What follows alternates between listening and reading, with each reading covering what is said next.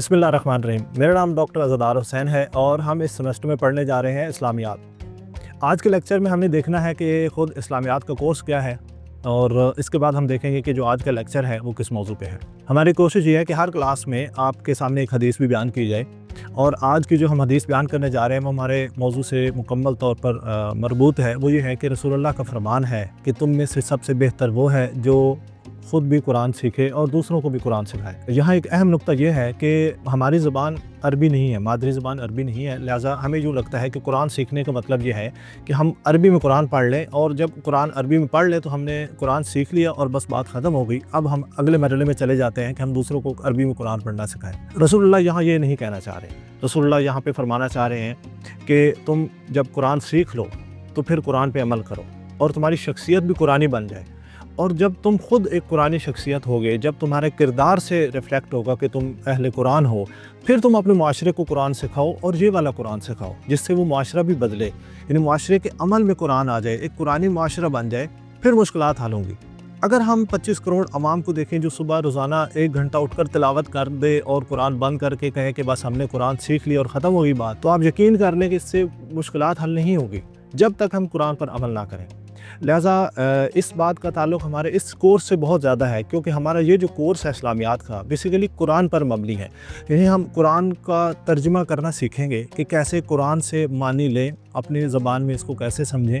ہمیں ترجمہ پڑھنا نہ پڑے۔ یہ الگ بات ہے کہ اس ایک سیمسٹر میں ہم یہ دعوت نہیں کر سکتے کہ آپ کو قرآن کریم مکمل طور پر آپ جو ہے نا ترجمہ کر پائیں گے، لیکن کم از کم 20-30% آپ ترجمہ جو ہے نا کرنے کے قابل ہو جاتے ہیں۔ اب جب آپ کوئی آیت تلاوت کر رہے ہوں گے تو آپ اس کا تھوڑا بہت معنی مفہوم آپ کو سمجھ آ جائے گا۔ اس اسلامیات کے کورس کا ایک مقصد یہ ہے کہ آپ کو قرآن کا ترجمہ کرنا آ جائے، اور اس کے بعد دوسرا جو مقصد ہے وہ یہ ہے کہ ہم قرآن کو بنیاد بنا کر اسلامیات کو سمجھیں۔ یعنی اسلامک اسٹڈیز کا یہ کورس ہے، تو ہم چاہ رہے ہیں کہ قرآن کو جب سمجھنے اور قرآن کو سیکھنے کی بات آئے تو وہ بھی ہم اسلام کے ساتھ جوڑ دیں، یعنی اسلام کو اس سے سمجھ لیں، اسلام کی تمام تعلیمات کو قرآن سے ہم سمجھیں۔ تیسری جو چیز ہے اس میں سب سے اہم ہے وہ یہ کہ سپیریئر یونیورسٹی نے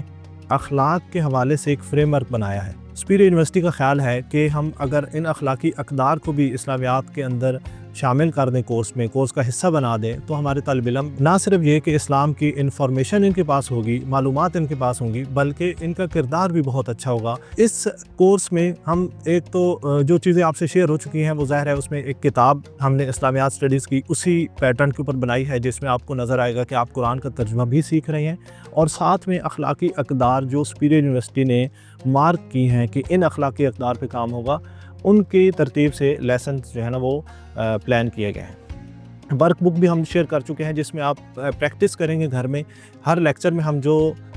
ویکیبلری سیکھیں گے قرآنی، اس کا ترجمے کی ایک پریکٹس جو ہے نا گھر میں ہوگی، وہ ورک بک بھی شیئر ہو چکی ہے۔ اس کے علاوہ سلائیڈز شیئر ہو چکی ہیں، اور کچھ ایسے کام بھی ہوں گے جو کلاس میں کرنے ہیں، جن میں سے ایک آپ کو کلاس سرگرمی ہے۔ اگرچہ یہ کلاس کے دوران نہیں ہوگی، لیکن یہ اسی دن آپ کو شام تک کر کے جمع کروانا ہوگی۔ ایک اور ہوم ٹاسک بھی آپ کو دیا جائے گا جو اسی کردار سے متعلق ہوگا، اخلاقی قدر سے متعلق ہوگا، جس کی آپ پریکٹس کریں گے اس ہفتے کے دوران، اور پھر اگلی کلاس سے پہلے اس کو جمع کروائیں گے۔ اس کے علاوہ آپ کو قرآنی جو ورک بک ہے اس پہ کام کرنا ہوگا، کوئز بھی ہیں جن پہ آپ نے کام کرنا ہوگا۔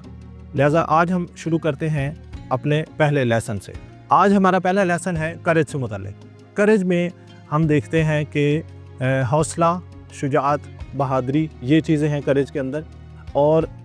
کریج سے ریلیٹڈ آیات کو ہم نے پہلے لیسن میں جمع کیا ہے۔ یعنی ان آیات کو جب آپ تلاوت کریں گے تو آپ احساس کریں گے کہ ان آیات کے اندر ایک پیغام ہے انسان کو لیے، حوصلے کا، شجاعت کا، بہادری کا، مشکلات کو برداشت کرنے کا۔ ہمارے لیکچر کی ترتیب یہ ہوتی ہے کہ ہم پہلے آیات کی تلاوت کرتے ہیں، اس کے بعد ہم ووکیبلری دیکھتے ہیں، اور پھر آیات کی تشریح کے ساتھ اخلاقی اقدار کو بھی ڈسکس کرتے ہیں۔ لہٰذا ابھی میں آپ کے سامنے آیات کی تلاوت کر دیتا ہوں۔ ان الذين آمنوا وهاجروا وجاهدوا بأموالهم وأنفسهم في سبيل الله والذين آمنوا من بعد وهاجروا وجاهدوا معكم فأولئك منكم وأولو الأرحام والذين آمنوا معه جاهدوا بأموالهم وأنفسهم وأولئك لهم الخيرات وأولئك هم المفلحون والذين صبروا ابتغاء وجه ربهم وأقاموا الصلاة وأنفقوا مما رزقناهم سرا وعلانية۔ ان آیات میں آپ کو اندازہ ہوا ہوگا کہ اس میں جہاد کی بات ہے، ہجرت کی بات ہے، لہٰذا یہاں سے ہم ان آیات سے یہ پیغام لیتے ہیں جو کریج سے متعلق بھی ہے اور حوصلے اور شجاعت سے متعلق بھی ہے۔ سب سے پہلے ہم دیکھتے ہیں کہ خود کریج کیا ہے۔ کریج کو سمجھنا ہے، کریج یعنی حوصلہ، یعنی انسان کے اندر جو جذباتی طاقت ہے، ایموشنل سٹرینتھ ہے، ول پاور ہے اپنے گولز کو حاصل کرنے کی، حتیٰ کہ مشکلات بھی ہوں۔ تو اس کو اگر آپ دیکھتے ہیں اس سینس میں تو آپ کو نظر آتا ہے کہ معاشرے میں حوصلے سے متعلق مختلف باتیں ہیں۔ مثلا بعض جوانوں کے نزدیک شاید ون ویلنگ بھی کریج یا بہادری کی چیز ہے، لیکن ون ویلنگ بہرحال بہادری نہیں ہے۔ بہادری جو ہے نا وہ ہے جس میں آپ کا کوئی گول ہے، اور ایسا گول ہے جو تعمیری ہے، جس سے آپ کوئی مقصد حاصل کر رہے ہیں، جس سے مثبت پیش رفت ہو رہی ہے، مثبت کام ہو رہا ہے۔ کریج کی کچھ اقسام ہیں جن میں ایک فزیکل کریج ہے، یعنی ایسا حوصلہ جہاں پہ آپ فزیکلی کسی مشکل کا سامنا کرتے ہیں۔ کلاس سے بات اگر ہم شروع کریں، کلاس میں اگر آپ کو بولنا پڑے سب کے سامنے، پبلک سپیکنگ جس کو ہم کہتے ہیں، اگر آپ وہ کرنی پڑے، یہ بھی ایک مشکل چیلنج ہوتا ہے ہمارے لیے۔ اگر آپ نے مشکل سفر آپ کو درپیش ہو، آپ کو موسم کی سختی برداشت کرنا پڑے،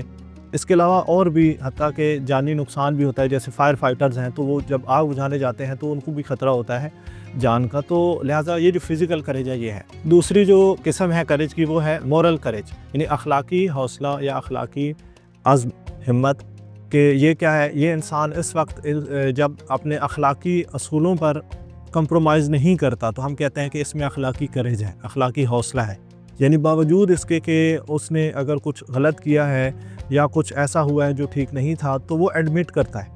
کیونکہ اس کا اصول یہ ہے کہ وہ جھوٹ نہیں بولتا، اس کا اصول یہ ہے کہ اپنی انٹیگریٹی پر کمپرومائز نہیں کرتا۔ تیسری قسم کریج کی سائیکولوجیکل کریج ہے، یعنی نفسیاتی کریج ہے، یعنی ہم نفسیاتی طور پر اتنے مضبوط ہوں کہ ہمیں کوئی ڈپریشن، کوئی ٹینشن، کوئی پریشانی ہمیں گرا نہ سکے۔ مثلا اگر ہمیں کوئی ڈپریشن ہو، کوئی فیلئر ہو، کوئی چیز ایسی ہو جو ہمیں پریشان کر رہی ہو، تو ہم اس کو اوور کم کر لیں، ہم اس کا مقابلہ کر سکیں، ان مشکلات کے سامنے انسان اپنا سر تسلیم خم نہ کر دے۔ آگے ہم چلتے ہیں دوبارہ آیات پر۔ سب سے پہلی آیت ہے ان الذین آمنوا وہاجروا وجاہدوا، بے شک وہ لوگ، وآمنوا وہ سب جو ایمان لائے، وہاجروا اور ان سب نے ہجرت کی، وجاہدوا اور ان سب نے جہاد کیا۔ اس آیت میں آپ دیکھ رہے ہیں کہ یہ آیت ایک طرف آپ کو ہجرت اور جہاد کی بات کہہ رہی ہے، یعنی ایک ہجرت اور جہاد کے لیے آپ کو کریج چاہیے، حوصلہ چاہیے، شجاعت چاہیے۔ کیونکہ آپ کو ہجرت کے لیے اپنا مال، اپنا گھر بار چھوڑنا پڑے گا، آپ کو ہجرت کے لیے اپنی جان جو ہے نا خطرے میں ڈالنی پڑے گی،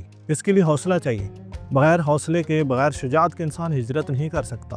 اور جہاد بھی نہیں کر سکتا۔ جہاد کا البتہ جو مفہوم، یہاں پہ ہم اسلامک کانسیپٹ کو بھی تھوڑا سا دیکھ لیں، اسلام کیا کہتا ہے۔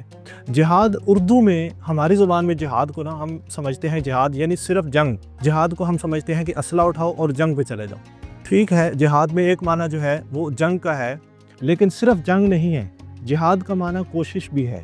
جہاد یہ بھی ہے کہ انسان خدا کی راہ میں، خدا کی اہداف میں، خدا کے دیے ہوئے موضوع پر، خدا کے دیے ہوئے راستے پر اپنے معاشرے میں کوشش کرے، وہ بھی جہاد ہے۔ یعنی اگر آپ صبح سویرے اٹھتے ہیں اور اپنی نیند قربان کرتے ہیں اور سردی کو برداشت کرتے ہوئے ایک شہر کے دوسرے کونے میں جا کر کچھ غریبوں کی مدد کرتے ہیں، یا اسکول چلاتے ہیں، وہاں پہ ان